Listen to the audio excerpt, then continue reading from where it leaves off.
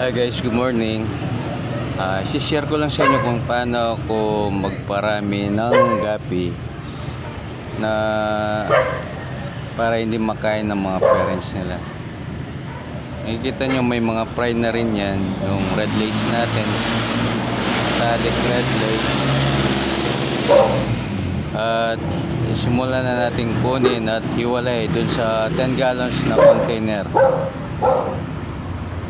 Ayan, lilipat na lang natin. Siyempre bago natin lipat, dapat stock water din at cycled na yung tubig na paglilipatan natin sa kanya.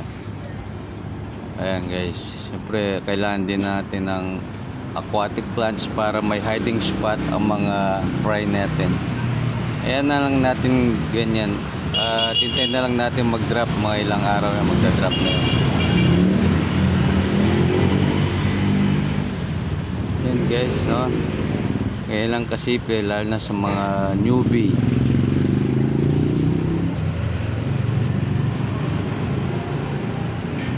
Hanggang dyan na lang at good day.